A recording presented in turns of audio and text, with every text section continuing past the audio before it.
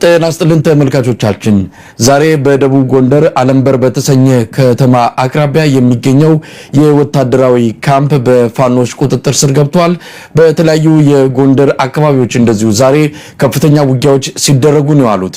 ዛሬ እንደ ተለያዩ ቦታዎች ከደረሱ መረጃዎች ለማረጋገጥ እንደቻልነው ላሊበላ ከተማም በፋኖች ከበባ ስር ናት። በዚህና በሌሎች ጉዳዮች ላይ በማተኮር የዛሬውን የአንከር ሚዲያ የመረጃ ክፍለ ጊዜ እንዲዘንላችሁ ቀርበናል። ከመስፍን አማን ጋር አብረን እንቆያለን። መልካም ጊዜ። በጣም አመሰግናለሁ መስፍን።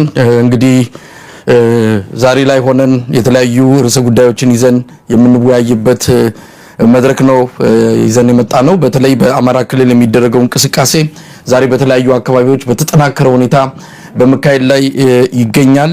ትልቁ ዜና ሆኖ የሚወሰደው በደቡብ ጎንደር አለምበር በምትባል አነስተኛ ከተማ አቅራቢያ የሚገኘው የወታደራዊ ካምፕ መቃጠሉና ከተቃጠለም በኋላ ያው ይዞታው በፋኖች ቁጥጥር ስር መሆኑ ነው። ከፍተኛ ድል የተገኘው ብዙ ድሎች አሉ። ከመንግስት ወታደሮች ምርኮና ቁስለኛ እንደዚሁም ህይወታቸውን ካጡ እንደዚሁም ከተተኳሽ ከመሳሪያ መማረክ ጋር በተያያዘ ብዙ ድል የሚባል ነው። እስካሁን በደቡብ ጎንደር በዛ አካባቢ ከተደረጉት ውጊያዎች ከፍተኛ ድል የተመዘገበው ዛሬ እንደሆነ ነው እየሰማነውና በጣም ትልቅ ነገር ነው። በትላንትናው ዕለትም እንደዚሁ እስቴ መካነ ኢየሱስ እንደነዛ አካባቢዎች የተደረገው ውጊያ አለ። በዚህም ከፍተኛ ድል ተገኝቷል። ላይ ጋይንት ታች ጋይንት ደቡብ ጎንደር በአጠቃላይ የስርዓቱን ወታደር ቦታ የማሳጣት እዚህም እዛም እየተከተሉ የማሳደድ እርምጃ እየተወሰደ ነውና ከፍተኛ ድል ነው የተመዘገበው። ሌላው ከላሊበላ ጋር በተያያዘ ነው። ቀደም ሲል እንዳነሳ ነው ላሊበላ ከበባ ውስጥ ናት። ሰሞኑን ላሊበላ አጀንዳውና ወደፊት መጣለች። ከሰሜን ወሎ ሀገረ ስብከት ሊቀ ጳጳስ ከብፁዕ አቡነ ኤርሚያስ ጋር በተያያዘ ላሊበላን እንደዚሁ አጀንዳ እየተደረገች በዚህም በዛም ስሟ ሲነሳ ነበረ። አሁንም ፋኖች በከበባ ውስጥ አድርገዋታል። ለማንኛውም አማራ ክልል ያለው ሁኔታ በጣም በፍጥነት እየተቀየረ ነው። ዛሬ በባህር ዳር ከተማ የኮማንድ ፖስቱ አመራሮች ስብሰባ አድርገዋል። የኮማንድ ፖስቱ አዛዥና የሰሜን ምዕራብ ሰሜን እዝ አዛዥ ጀነራል ብርሃኑ በቀለ የመሩት ስብሰባ ነው። ሰላም ተገኝቷል፣ ሰላም ወርዷል። ይህንን እንዴት ወደፊት እናስቀጥለው፣ ህዝቡ እንዴት ይተባበር በሚል ርዕስ ባህር ዳር ላይ ስብሰባ አድርገው ነበረ። ነገር ግን መሬት ላይ ያለው ነገር በጣም እየተቀየረ መጥቷል። ምዕራብ ጎጃም ያለውንም መመልከት ይቻላል። ቋሪት አሁን ነፃ ወጣለች። በየቦታው ያለው የመንግስት ወታደሮች እየለቀቁ ነው። እንግዲህ ምዕራብ ጎጃም የገባው በጣም ጠንካራ የሚባለው አብይ ለመጨረሻ ለክፉ ጊዜ ያስቀመጠው ሰራዊት ነበረ ምዕራብ ጎጃም። ያንንም እያጣነ ያለው በየቦታው የሚሰማው ነገር የመንግስት ወታደሮች ቦታ እያጡ አሁን ደግሞ ዛሬ በደረሰንና ከመከላከያ ሚኒስቴር ባገኘነው መረጃ ወደ ከተማ ብቻ እንዲሰበሰቡ ዋና በሚባሉ ከተሞች ብቻ መከላከያ ሰራዊት እንዲቀመጥ፣ ምክንያቱም ከፍተኛ የሆነ የወታደር ቁጥር እያጡ ስለመጡ በተወሰኑ ቦታዎች ብቻ ተወስነው እንዲቀሩ የሚያስችል መመሪያ ተላልፏል። ስለዚህ ባህር ዳር፣ ጎንደር፣ ደሴ በተወሰኑ ስትራቴጂክ በሆኑ አካባቢዎች ብቻ ወታደሮቹ እንዲቀመጡ ነው መመሪያ የተላለፈው። አሁን ድንበር ላይ ማንም የለም። ከኤርትራ ጋር በሚያዋስነው የወልቃይት አካባቢም መከላከያ ሰራዊት ወደ መሃል ገብቷል። እዛ አካባቢ ጥቂት አድማ በታኝ ወታደሮች ብቻ እንዳሉ ነው የሰማነውና በሚቀጥሉት 3-4 ሳምንታት ምናልባትም በአንድና በሁለት ወር ውስጥ ኢትዮጵያ ውስጥ በአማራ ክልል ካለው ሁኔታ ጋር በተያያዘ መሰረታዊ የሆነ ለውጥ የሚታይ እንደሆነ ነው የሚገመተው። መስፍን በዚህ ላይ የሚጨምረው ነገር ካለ?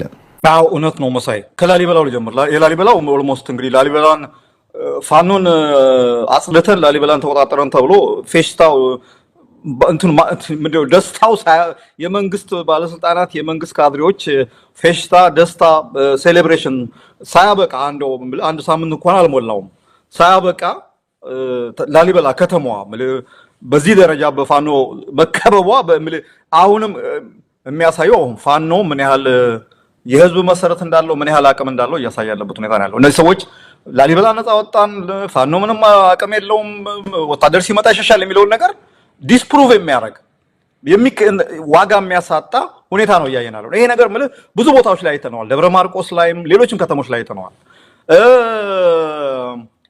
እንዳልከው አሁን ያለው ሁኔታ መንግስት ቆይቷል። ይሄ ነገር ከሆነ ግን አሁን እየባሰ ነው የመጣው። ሊቆጣጠረው የማይችልበት ደረጃ ላይ ደርሷል። የመንግስት ኃይል ዲስፐርስድ ሆኗል፣ ተበታትኗል፣ ተሰበጣጥሯል። በዚህ ሁኔታ የመንግስት ኃይልን በደንብ ተቆጣጥሮ ማኔጅ አድርጎ ሎጂስቲክ አቅርቦ ዘመቻ መርቶ ምናምን አይቻልም። ቢኮዝ እንትን መኖር አለበት፣ የሳፕላይ ላይን መስመር መኖር አለበት፣ እቃ የሚቀርብበት፣ ጥይት የሚቀርብበት፣ መሳሪያ የሚቀርብበት፣ አዛዦቹ የሚመላለሱበት መኖር አለበት። አሁን ያ ነገር የለም፣ አልተቻለም። አሁን የመንግስት ኃይል የፋኖ እንቅስቃሴ ውጤትን ነው እዚህ ጋር የምታየው። የመንግስት ኃይል ሁሉም ቦታ ላይ ተቆጣጥሮ ሁሉ ቦታ ሄዶ ፋኖ መጥቶ አጥፍቶ መደምሰስ ባለመቻሉ ሲምቦሊክ የሆነ ምልክት የሆኑ ከተሞች ጎንደር፣ ጎጃም፣ ጎንደር፣ ባህር ዳር፣ ደብረ ማርቆስ ምናምን የሚባሉ ከተሞች ላይ መንግስት ተቀምጦ መንግስት የከተሞች ብቻ እንትን ሊሆን ነው ማለት። ሌላው ይሄ ከከተማ ውጭ ያሉትን አካባቢዎች የገጠር አካባቢዎችን ለፋኖ የመተው አዝማሚያ ነው ያለው። ይሄ እኮ ማለት ባይዞ ቪክትሪ ነው። አንደኛ ፋኖ በደንብ የመንቀሳቀስ ስፔስ እድል ያገኛል፣ ቦታ ያገኛል። ከህብረተሰቡ ጋር በደንብ ስራዎችን ሰርቶ አሁን መንግስት ከተማውን ከቦ የተቀመጠበትን እንትን የማጥፋት እድል ነው የሚያገኘው። እና እኔ በደንብ የጎሬላ እንትኖቹን ካያቸው ያ ነው መንግስትን እንዲያውም መጀመሪያም ከተማም አትቆጣጠርም። መንግስትን ከገጠር አካባቢዎች ታጸዳለህ። ከተማ ላይ መንግስት ይንጠለጠላል። ከሆነ ጊዜ በኋላ በደንብ ኃይልን አደራጅተህ ከተማውን በሁሉም አቅጣጫ ከበህ የመንግስትን ኃይል ድምጥማጡን ታጠፋዋለህ። አሁን የምናየው ነገር ይሄ ነው። አሁን ንፋስ መውጫ ኦልሞስት በፋኖ ቁጥጥር ስር ገብቷል። ደቡብ ጎንደር መኮንኖች ናቸው አይደል? ከፍተኛ መኮንኖች ናቸው የሚያዙት በየቦታው እንትን የሚባለው እንግዲህ ከደፈጣው በተጨማሪ ማለት ነው። ያለው ብዙ ጊዜ የምናነሳው ነገር አለ። ፋኖ ሁለት ነገር ነው፣ ይሄ ሃይብሪድ የተቀላቀለ ነገር የምታየው። አንዳንድ ጊዜ የለየለት ጦርነት ለ3 ለ4 ቀን ልክ ይሄ መደበኛ ኮንቬንሽናል የሚባለው አይነት ጦርነት በቋሚነት ሲካሄድ ታያለ። የመንግስትን አይን ወጥሮ በጣም እኮ የማይቻል ከባድ ነገር ነው ሲያካሄድ ታያለ።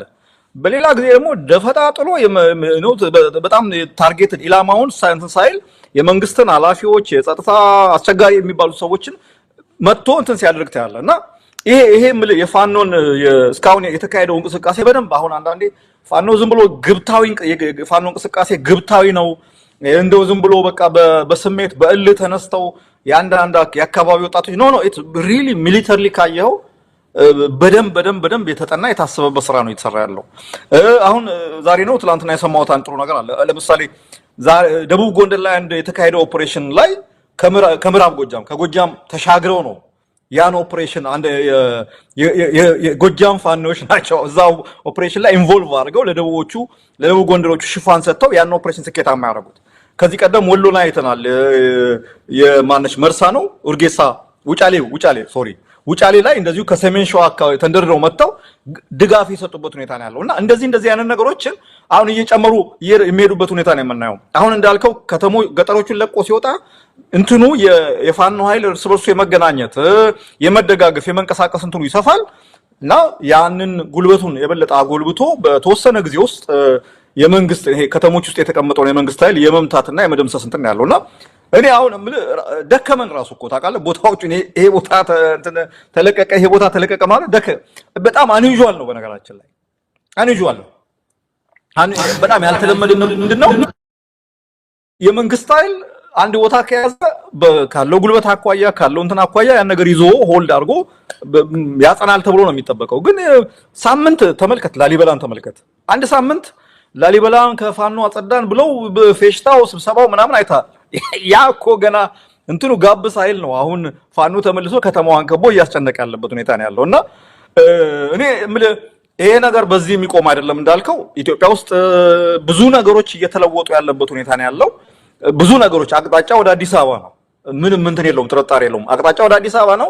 ሌሎች አካባቢዎችም ያለው መነሳሳት አይ ቲንክ የበለጠ ብርታት እያገኘ የበለጠ ጉልበት እያገኘ የሚመጣበት ሁኔታ ነው ያለው። አሁን በኋላን ሌላ ጊዜ እናነሳው ይሆናል እንጂ አሁን ከኦነግ ሸኔ ጋር እየተካሄደ ያለው ድርድር ትልቁ እንትኑ አላማው የአብይ መንግስት አላማ በኦሮሞ ሊቃ መካከል እንትን የሆነ መግባባት ፈጥሮ በስልጣንም በጥቅምም በምንም የሚደለሉትን ወደሱ አቅርቦ እንትኑን የኮሚኒቲ የብሔሮች የህዝቦች ግጭት ለማድረግ ነው አብይ እየሞከረ ያለው። አሁን እንትን ነው እንጂ ከዚህ የመጨረሻ እንትኑ እንደዛ ነው የሚያደርገው።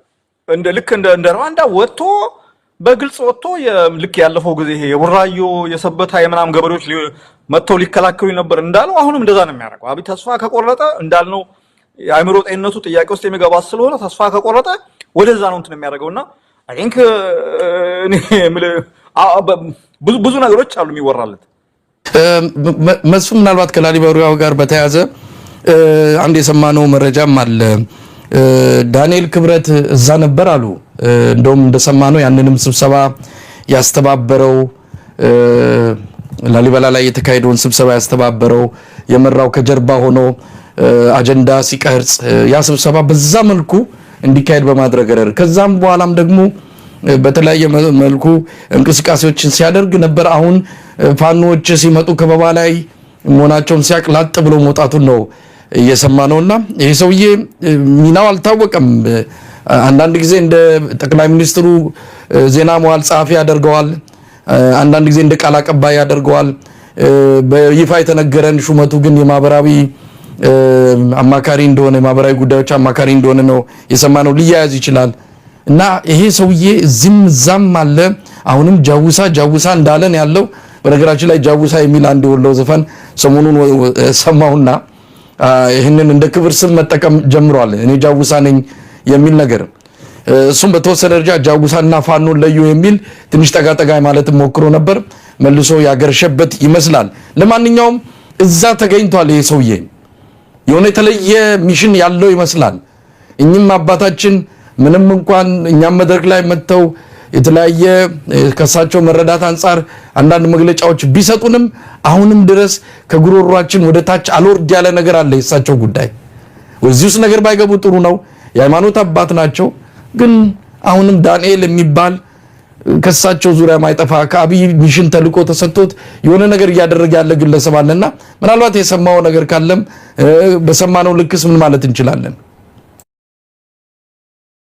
ጊዜ ነው መጥቶ ሄደው ለሚገርም እንደዚህ ነገር በራሳቸው ስለማይተማመኑ በስንት አጃቢ በቃል ልነግር አልችልም። የሚያሳዝነው ነገር እነዚህ ሰዎች የሚታጀቡበት አጃቢ ቁጥር ራሱ አንድ ሻምበል አንድ ሻለቃ ሊሆን ይችላል ከፍራታቸው የተነሳ። ይሄ በነገራችን ላይ እኮ ላሊበላ ምናምን ይሄ አማራ ክልል ሲሄዱ ብቻ አይደለም እኮ አዲስ አበባ ውስጥም ጭምር በከፍተኛ ስጋት ነው የሚንቀሳቀሰውና በሄሊኮፕተር መጥቶ ነው እንትን ብሎ የክልሉን እንትኖች አስተባብሮ ስብሰባ ጠርቶ። ምክንያቱም ላሊበላ በጣም ሲምቦሊካሊ ላሊበላ በጣም ምልክት ነው። በጣም ትልቅ ቦታ ነው ላሊበላ። ከመንግስት እጅ ወጣ ማለት ዓለም አቀፍ ሚዲያው ብዙ ነገር አይታ እነ ሮይተርስ፣ አጃንስ ፍራንስ ፕሬስ በሙሉ ነው ላሊበላን በጣም ሲያደርጉ የነበረው። ስለዚህ ያንን ነገር ለመቀልበስና ያንን ነገር እንትን ለማድረግ እና ደግሞ ክልሉ ውስጥ አሁን እሱ እንግዲህ ለቤተ ክህነት ለቤተ ክርስቲያን ቅርበት አለኝ ብሎ ስለሚያስብ ነው እሱ ሄዶ እንግዲህ የማህበራዊ ጉዳይ አማካሪ አሁን የጦር ጉዳዮች እንትን ሆነዋል ሄዶ ነበር። ለአጭር ጊዜ ነበር የነበረው። የሚገርም ነገር እዛ አካባቢ ያሉ ፋኖችም ይሄ በኢንተለጀንስ አካባቢ የሚንቀሳቀሱ ሰዎችም ሰምተው ኦልሞስት ለጥቂት እንትን ነው የተላለፉት። ሌላ ዝርዝር ውስጥ ባልገባ ይችላል። ለጥቂት ነው የተላለፉት። እነሱ መረጃው ሲደርሳቸው እሱ ከዛ አካባቢ ሲወጣ እኩል ሆነ እንጂ ምናልባት የሚያስቅም የሚያሳዝንም ነገር ልንሰማ እንችል ነበር። እንደሱ አይነት ሰውን ምንም እንትን አታደርገውም ይዘው ይሄ ጃውሳ ያለው ኃይል በደንብ አድርገን እንክብካቤ ማድረግ ነው የሚያስፈልገው። ኤኒዌይስ እሱ እዛ ነበረ። እንዳልከው ከባክግራውንድ ሆኖ ይሄን ስብሰባ ሲያስተባብር ነበር። ብፁዕ አቡነ ኤርሚያስ እንግዲህ ወቅሰናቸዋል። ወቀሳውን ሰምተው ባለፈው ጊዜ ንግግር አድርገዋል። ይቅርታም የሚመስል ነገር ተናግረዋል። እኔ አሁን የምለው ነገር ምንድነው? ኦኬ ያለፈው አለፈ፣ ግን ከዚህ በኋላ እንዲጠነቀቁ ነው። አሁን ነገ ደግሞ ፋኖ ያን ከተማ ሲቆጣጠረው እንደው ለራሳቸውም ደህንነት ለምዕመኑም እንትን እንደው ልክ ከዚህ ቀደም ጥሩ ስም እንደሰጠናቸው ማለት ነው። እዛ አካባቢ እንደ አባት ማህበራዊ ስራዎችን እየሰሩ የታመሙ ሰዎችን እንዳይጎዱ የተራቡ ሰዎች እንዳይቸገሩ እያደረጉ ያንን መልካም ስራቸውን አባታዊ ስራቸውን መስራት ነው እንጂ እንዳው በዚህም እየተጎተቱ እንትን ባይሉ ጥሩ ነው፣ ቢጠነቀቁ ጥሩ ነው። ይሄ ለእሳቸው ብቻ ሳይሆን ለሌሎችም አባቶች ይሄ የቤተክርስቲያንም የሀገርም የሁሉም ፈተና ነው እና ይሄን ጊዜ በጥበብ ለማለፍ እንደው እንትን ቢሉ ጥሩ ነው።